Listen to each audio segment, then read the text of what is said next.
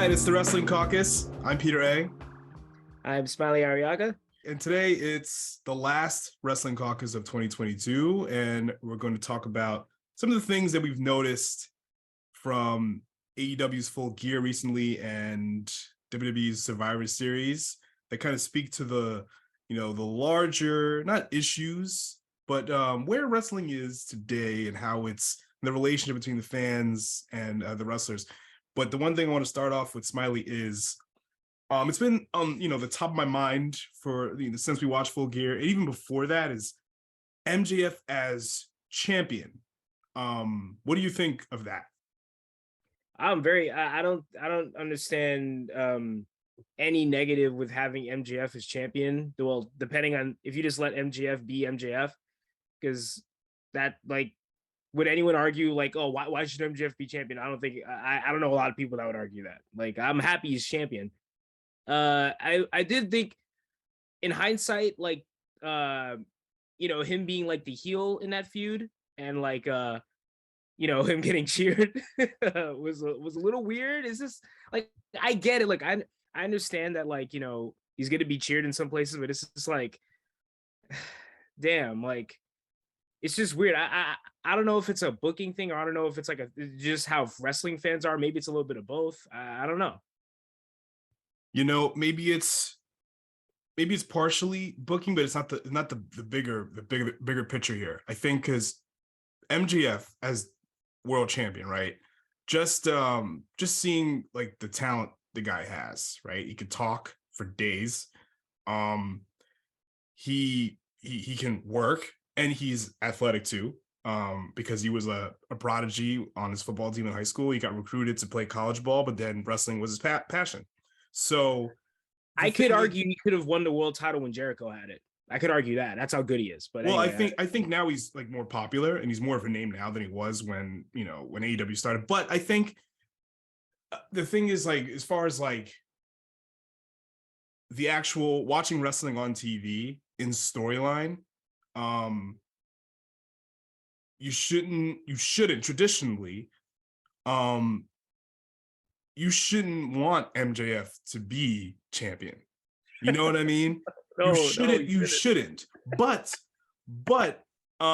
because he's a prick. He's an asshole, right? He's arrogant, he's full of himself, he cheats. But ever since the Double or Nothing fiasco with him, cutting that promo, that work shoot promo, whatever the fuck you want to call it, right? He's been getting good reactions, and then he came back and he literally calls himself the fucking devil. He calls himself the devil, and he gets cheered. And not just on Long Island. He's getting cheered by cutting some of these promos. And I don't know if fans care about this good and evil dynamic anymore. Because yeah, go ahead. And I cut you off. No, go ahead. It's kind of weird because it's like, I understand wrestling is, well, it's supposed to be sports based, and it's not like a comic book. But in a comic book, even in a comic book, like, wouldn't it be weird if, like, people were cheering for Thanos? You know what I mean? Like, Infinity War was a great movie, but at the end of the day, you knew that Thanos winning was a bad thing. Like, yes, he's more interesting than a lot of the villains that they've had in his movies, but you knew this guy winning is a bad thing. Now, MJF is like, he is a bad guy, but I kind of only speaking for me. I found him more, even as a heel, I find him more interesting than some of the baby faces on TV. So, I think MJF is just, he plays his part very well, and that's what makes him likable. But in the traditional wrestling psyche, the good and bad, good versus bad, I don't think modern fans care about that anymore, generally speaking, because I think the Joker, right? The Dark Knight, the Joker, the best thing about the movie that people were talking about afterwards was the Joker, the villain, the asshole. He killed people, but everyone loves him. But in wrestling, here's the thing. Yeah. Yeah. Well, that's another instance where even if, people did love Heath Ledger's Joker, people did. But even that was another instance where at the end of the day, you knew that him winning would have kind of been, oh damn, he actually won. Shit, I didn't think he was gonna win. Like, you know, that would have been weird if he had won. He won. Like, I don't know. Like, I understand that the comparison though. Yeah, I think that the wrestling fans are like a good performance, right? When you go to see a play, or you go to any kind of show, you like the characters' performances, like Killmonger, right? Michael B. Jordan as Killmonger in Black Panther. His performance was good, right? So you're like, oh wow, it's interesting. It intrigues you, even if he is the antagonist, right? I think wrestling fans are like that, and even more so because wrestling, a lot of people care about the athleticism. So if you're athletic and you do something that's cool, people are going to be like, yeah, that's cool. Like Will Ospreay, for example, right? Will Ospreay does a lot of cool moves. He's a good looking dude. You know, he's got charisma, but people like him because he's gonna wow you. So wrestling, I think wrestling fans today, they want to be just simply entertained.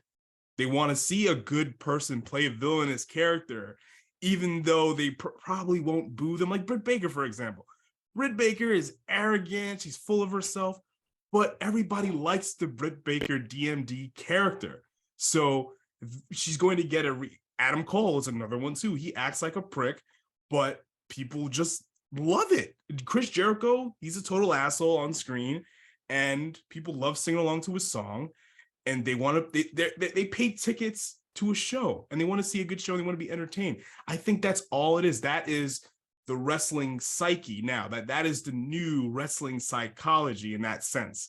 Like they only want to, the wrestler's job is just to entertain, get a reaction with them. That sounds like, you know, like short-sighted, but almost like making excuses for people, but it's not. Like, just watch the show. You're literally seeing it. You know, well, you can, yeah. I don't know. I kind of think that if that's the direction things are going, that's kind of an issue because, like, I don't know, like it kind of takes away emphasis. I'm not saying like they're gonna start like if you can't tell who is the good or bad guy. I don't know. Maybe it's not just about good or bad guy, but like if like if characters or personalities aren't consistent, like that's kind of weird. Like, you know, like yeah, MJF is very interesting. Is a very interesting, like, you know, character, and that's why people cheer him. But at the same time, I feel like if maybe I could be wrong. Maybe if some of the baby faces were booked more consistently, people would cheer for them more and know when to boo a heel. I don't think so. I just think that when people pay money, a ticket, they just want to be entertained. I mean, not everybody. I mean, I still like stories and wrestling. Well, yeah, like you as an individual. I'm saying, like literally, just watch the shows, WWE and AEW, all the major shows. There's bad people getting good reactions most of the time. Roman Reigns is a villainous character, right? His whole thing that he's in charge. He gets good reactions, really good reactions. Every time the bloodline appears on TV, they get great reactions. MJF gets great reactions, babyface level reactions. People just like a character. They like to see a person play their character well and perform well. That's it. That's all they want. I mean, I don't know. I would argue that they want interesting characters. MJF comes off more interesting. That's what I mean. So that's why he gets cheered. They like an interesting character. That's it. It doesn't matter, if you're good or if you're bad. They want to see somebody interesting. That's it. Yeah, I honestly, that's what I'm seeing. It's not just like what my perspective of my opinion is. It's literally, I'm telling you what I'm seeing on TV. That's what they want. That's what people want. And when you have a problem, it's when people stop paying to go to the shows. People are stop watching the shows. That's when you have a problem. Like Steve Austin, right? 2001, when he turned heel, right? He was getting good reactions. He was getting really good reactions because it's but who was as interesting as Steve Austin back then? No, but my point is, people liked his character. People liked the role he played, so he got really good reactions. The Rock was off in Hollywood. if The Rock was there, that would be the program. Obviously, if you watch WrestleMania 17 and the night after, the Raw after, it was leading to The Rock versus Steve Austin again, because that's what they were setting up. But The Rock went to Hollywood and things changed. But they just want to see a good character. That's it. If So The Rock, do you not think baby faces and heels matter anymore? I can't say that yet. But when you watch the shows, half the time when I'm watching wrestling, I see this guy is a heel and he's getting good reactions, or this babyface is a good guy but he's getting booed, or people are like both guys, they like both of them, or you know what I mean.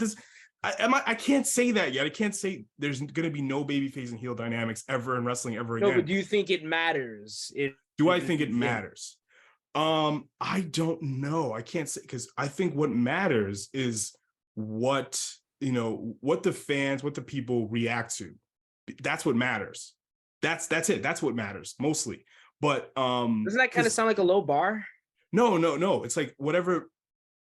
That's what wrestling is about. Like what JR says famously, wrestling is about putting an ass every 18 inches. That's what wrestling is about. So when people stop doing that, then you have a problem.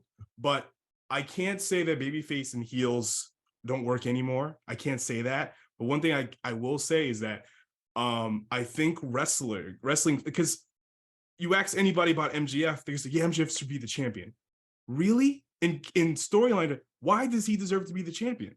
Because why? You know what I mean? Like, he's an asshole. He's a prick. He's a cheater. Why should he be the champion in storyline?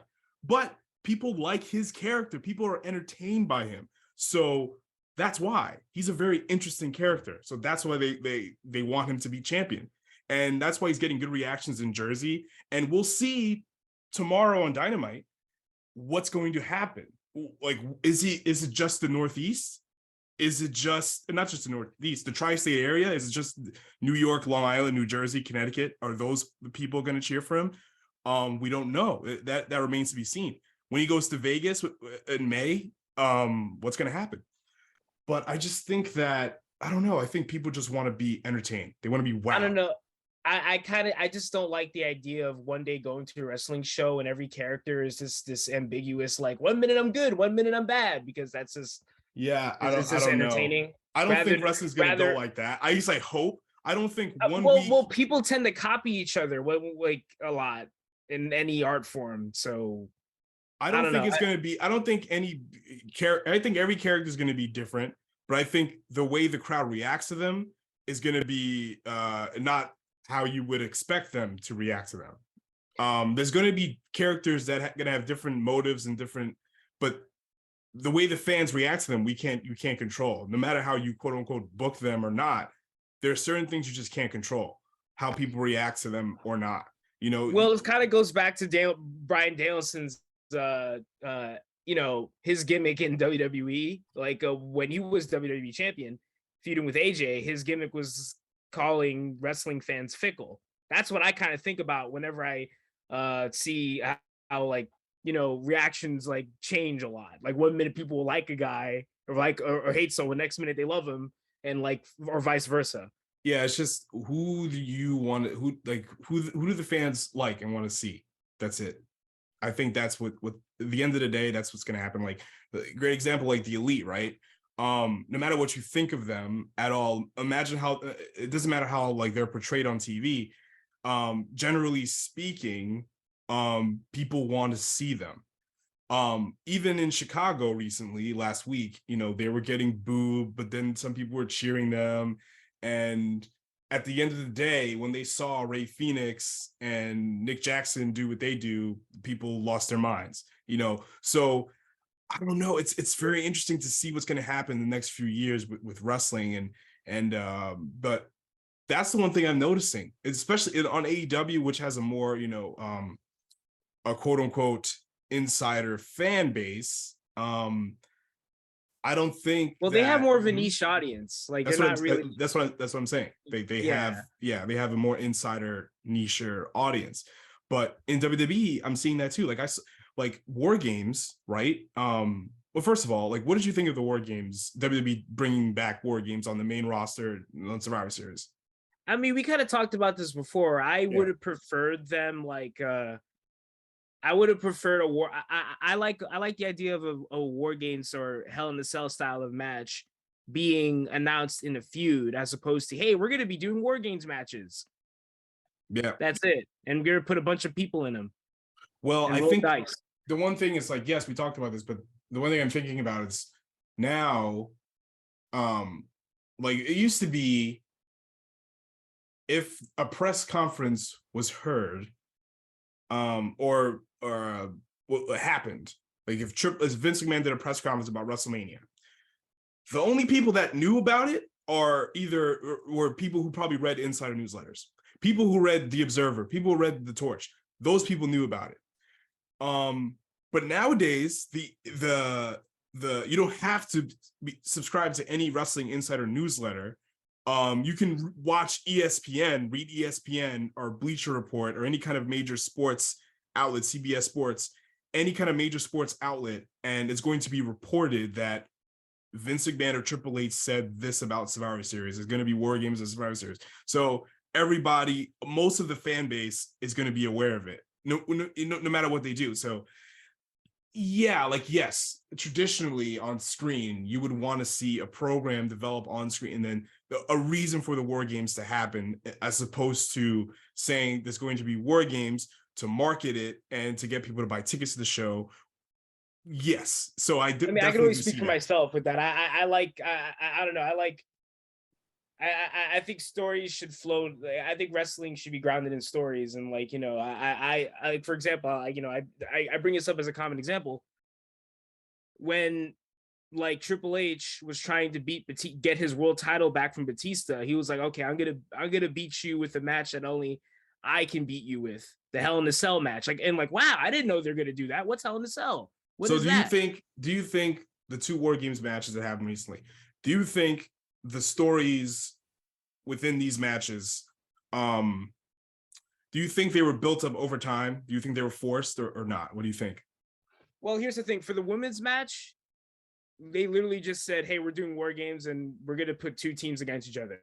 For the men's War Games match, that actually had a story, because the Bloodline and Sami Zayn thing seems to be like the only story that's going on in WWE right now. The only real story that like people, well, I like I said, I can only speak for myself.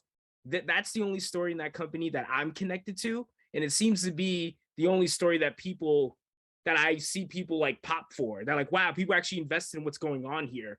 And like, but you know, which seems to be a common thing with WWE. There's always, a lot of the times there's only one or two really interesting things that's going on, and then there's this kind of everything else. Yeah, I will say, okay, the Bloodline story is definitely the most interesting storyline WWE's done in years. It's the longest running. It started 2 years ago, but with the women's, there was a story going in. This was set up right at SummerSlam when Bayley returned, and with Dakota Kai and Io Shirai, Io Sky, whatever you want to call her. The seeds were planted for this story months ago, which is great. I give them credit for that. Despite the fact that the two War Games matches was announced, there's going to be men's and women's and all that stuff. Yes, it was announced predetermined already, but like there was stories going in to both of these, I felt. And I thought they did a good job of, you know, finishing off or kind of paying off the things that they were building to, well, I think. But if you really want to talk about the matches themselves, overall, I think they were fine. I like one more than the other for different reasons, but I do feel like it goes back to what we were talking about earlier. The psychology of wrestling is definitely changing because it's going away, to be quite honest. I don't think it's going away. I think it's just changing. It's changing because fans, again, they want to be wowed. That's it. They want to see stuff. So they want to go to a circus. Yeah. Yeah. And I'm not like, that's what I'm seeing. Like, you watch the shows, that's literally what I'm seeing. I don't know if you're seeing something different. This is what I'm seeing. Well, like you hear how people talk about wrestling now. When they talk about wrestlers, they talk about their move sets as opposed to what stories they're telling in the ring. Yeah, people think a good worker is someone who does a lot of stuff, which is not what that is. Yeah. When we were talking about CM Punk, we were talking about his feuds. We were talking about like, oh wow, you remember what he said to Eddie Kingston? You remember what he said to MJF? Remember what MJF said to him? with other wrestlers, certain other people, like, you know, it'd be like, oh wow, did you see that move they did? Hey, did you see that 6-man tag where they did 4 tombstones at the same time? Well, you know Rather than what? like, You know what? As far as, okay, you know, a good worker is someone who can, you know, invoke an emotion from the audience, telling a story with your body. Now you do a backflip off the top of the cage, the crowd goes, ooh, ah, yeah, this is but awesome, and all this stuff, right? And I think that's where we're at now. And if that is a deal breaker for you and not just you, like anybody that's a wrestling fan, um, it's going to be hard for you to enjoy wrestling, because I think that's where we're at now. You know what I yeah, mean? but Like, here's the thing, that's kind of like saying like, oh, I mean, I don't know, it's like I like to be wowed too, but I also like to I like interesting stories. yeah, You know what I mean? Like, I'm just telling you what I'm seeing on screen, what I'm seeing. That's all I'm saying. Like, that's literally what I'm seeing. I'm seeing, this is awesome chants happen when someone does a bunch of backflips and stuff like that. Um, that's what I'm seeing, and I'm seeing, you know, people are chanting for get the tables. They want to see stuff, right? That's why, you know, the heels, the women were bringing out a bunch of shit, and the crowd yeah, lost their heels were bringing out mind. like weapons. Yeah, heels are bringing out weapons, people losing their minds, and everyone just started. You saw it. Everyone started doing shit that didn't really mean much, and the crowd would react to it. But then it's just like, one that looks stupid, and you're gonna hurt yourself, and it's the two dangerous ish spots that really looked good. The three that really looked good to me. I don't know about you. You could probably tell me yours. Io tried doing the backflip off the cage. Um, Becky jumping from the top into the table, doing a leg drop, looked good. Mia Yim getting suplex onto the ladder, that looked good. But everything else, a lot of the other wacky stuff they tried to do looked stupid. It just looked dumb. I don't know. What did you think? Well, I first say that look, I've never up until this night, I've never seen Io Shirai botch. This is a rare night where you like actually see her botch. It was like, holy shit. Oh Like, you never man, expect like one of the better wrestlers to botch. yeah, because she was But doing like, extra shit, you know. I mean, like, there are rare times where Rey Mysterio is botched, but it's probably rare. I have to It's think about it. rare. I have to think about it. He's Yeah, done it, but exactly. it's been, Like, I really have to think about it. You know what I but mean? this is the first time I saw Io Shirai botch. It was the first time was kind of um was a little funny because it's just like, you know, I don't know if you seen the spot where like someone is like, you know, they're sitting in the corner and like a person is standing over them. They do a handstand on the ropes and then it transitioned to a drop kick. Io Shirai, she jumped and slipped, then she jumped again and overshot and like flipped herself over the ropes. That was Yeah. like It just didn't look good at all. And when you have the two rings and the cage, I can imagine, like, I haven't, like, I've been in the flesh for like very few, like one cage match, but like, and Seth Rollins was in it, and he was smart, because the stuff that he did that was wild, he made sure everybody can see it, even though it was a house show. But with this case, okay, you have to think about the fan at home and the fan in the building, right? And she was doing that, but who can really see it? Maybe some people can see that, but like, who can really see that? Honestly, I mean, like, you can see it on how the big effective? Titantron that they have it in the arena. Yeah, but right when she jumped off the cage, it's like, okay, you can see that. Oh, ooh, wow. Yeah. But when Becky jumped off the top into the table, we can see that clearly. And there's a lot going on. Yeah. And here's the thing, like, that's another thing. Io Shirai did the moonsault off of the cage. Yes, she's amazing at moonsaults, but you know what the weird thing about that was? She was the freaking heel. The Yes. heel was doing the cool Yep. moonsault off of the cage. And then the crowd popped, right? That's weird. It's strange now. Like, that's what I'm saying. The psychology of wrestling is changing. People just want to be entertained. That's it. I know it's a bit yeah. of a digression because you asked me my favorite spots of the match, but here's the Oh, thing: not like, not favorite spot. Not necessarily your favorite spots. Like, you know, do you think that there was a lot of stuff happening, or, well, yeah, like, it's stuff that you thought looked good? Well, Yeah. here's the thing, like with the women's match, I could tell you a bunch of spots that looked good. Yeah. Like Yep. uh but for the men's match, what I think about is, oh wait, you remember that story thing that happened? Hey, you remember when like Sammy and everybody, you remember when everybody hugged Sammy at the end because they finally believed that he was on their side? I can talk about story in that match, but Yeah. with the women's match, I can just talk about a bunch of, yes, there was a story that, okay, Damage Control debuted at SummerSlam, beat up, and I think they beat up Becky, and then Becky got injured and came back, and now she's gonna beat them up. And then, but instead of a fight, a war. The war It was a stunt was, show. yeah, exactly. It's like that's the thing. Like with Full Gear, going back to that 6-man, right?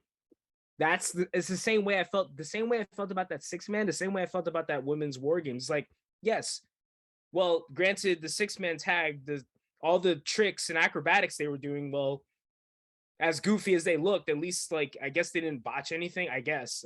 I don't think Yeah, so. everything kind of looked good. The stuff they were Yeah, doing looked good. yeah, they looked good, but it's Yeah. just both matches. Like, oh yeah, obviously, yeah, the 6-man looked better than the women's war games, but it's just like both matches had no story to me, and like I'm really not looking forward to seeing that same. You already know how I feel about AEW 6-man tags. I'm not really a fan of the whole trios tag, what division, whatever, because I know that I'm just gonna be seeing a bunch of matches where everyone's just doing stuff, and it's like there's less of an emphasis. Like at least when you have 2-on-2 tag matches, there's more room for a story. I don't mind. I don't mind a Dragon Gate style 6-man, right? Not at all. I don't mind it for at all. 7 weeks. No. But here's the thing: like, just make sure you stick out, and no one else can do that shit. But that's another thing. I'm not gonna sit here and say, yeah, if you're a wrestler that can do a bunch of shit, you're gonna get over. No, absolutely not. You can see there's a bunch of people in wrestling today, not just AEW and WWE. There's a bunch of people that can do a bunch of shit, but they can't sell any tickets. So you again, you just have to be interesting. Your personality has to be interesting, right?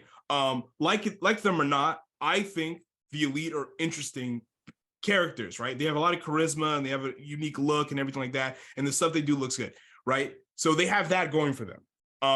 But if you're a young wrestler and you see, well, they're doing a bunch of shit, I'm gonna do a bunch of shit, that means I'm gonna get over. It's not gonna happen that way. But I will say, like with going back to war games, like the men's war games was great in the sense that we're furthering along this bloodline angle, and having Sami Zayn in there with Kevin Owens was, I think, incredible because these two are great storytellers.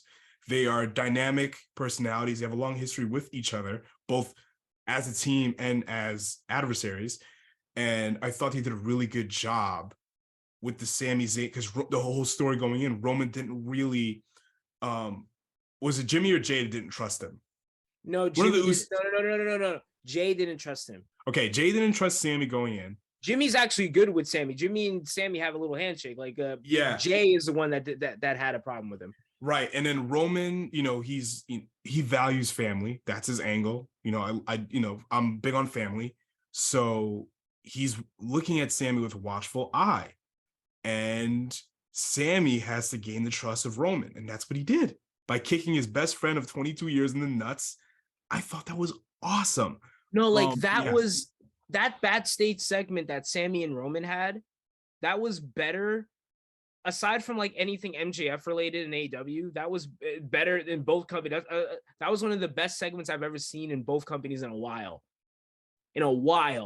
Like we always listen, we've seen Roman cut like some of the worst promos ever. Absolutely. To come from that to like him just literally having so much chemistry with Sami Zayn by just looking at his eyes, like you're watching The Godfather.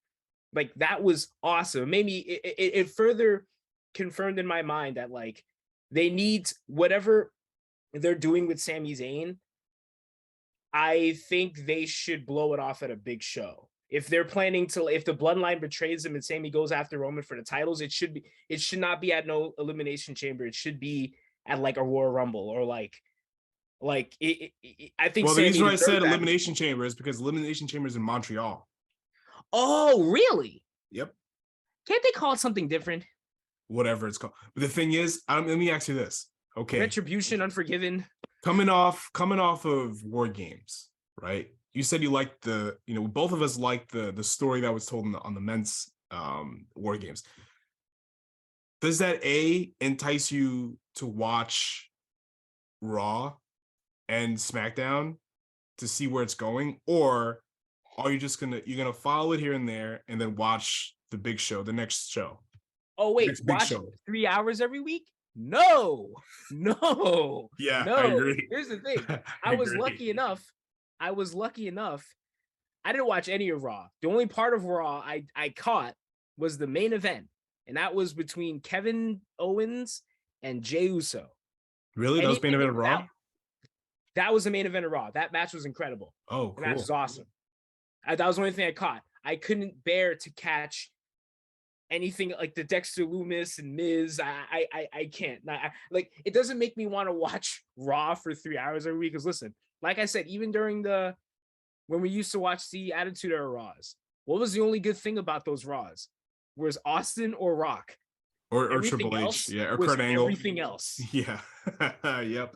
It doesn't make me want to watch Raw every week, but if they're building Royal Rumble, yeah, I'll watch Royal Rumble. I mean, like, I'm sure, like, because that's I'm sure that actually, okay, that's one of the shows. Okay, we can't, like, not, let's try not to suck for this pay-per-view. You know what I mean? So I'll check out Royal Rumble. I think they're already building to Royal Rumble, if I'm not mistaken. I mean, yeah, it's gonna be in Texas, probably at a baseball, park or whatever. But anyway, okay, let me ask you this lastly. Can you watch wrestling today or go to a wrestling show and just appreciate the work and not have somebody to quote unquote cheer for or quote unquote boo going in? Well, I mean, not really, because it's like think about, I know I keep bringing up comic movies or any movie. Are you gonna watch a movie and, like, not get behind anyone? If you're not getting behind anyone, or, like, you're not invested in any storyline, what's the point?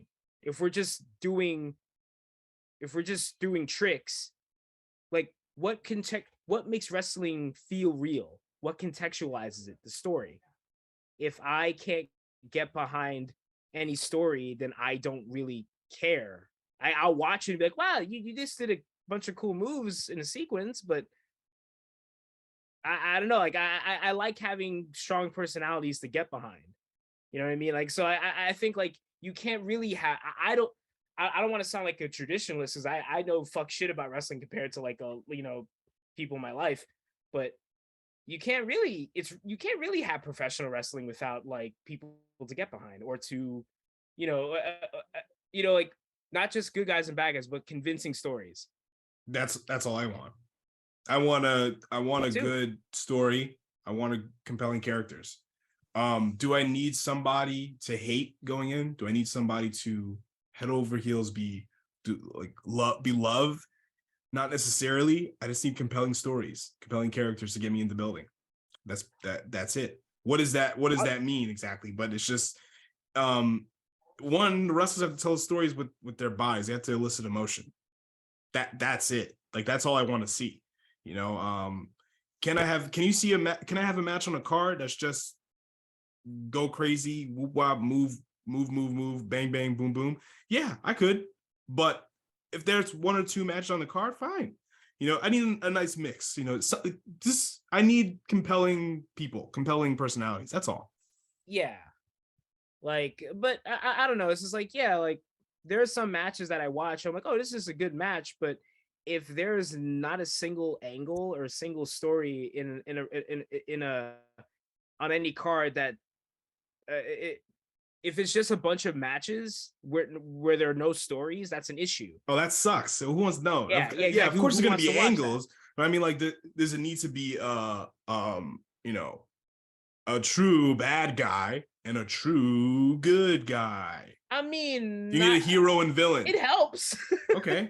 All right. It helps. There you go. Because think about it, like if you have a champion who's a badass, who's a very convincing heel, okay, we need to overthrow this guy or girl. That helps. It does help. That helps. Like, Yep.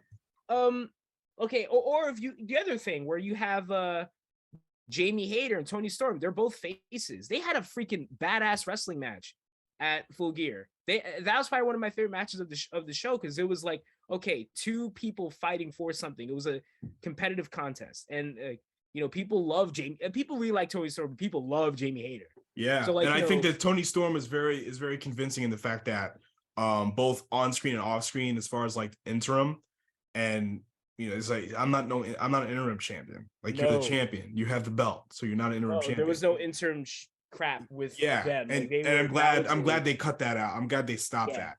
That's great, and I'm glad that her character was expressing that, which I thought was really good, and it makes it compelling to watch. Yeah. And the thing is, in that interview segment, I'm sure you watched the interview segment with her and with Tony Storm and Renee Paquette. Yeah, we were watching it together.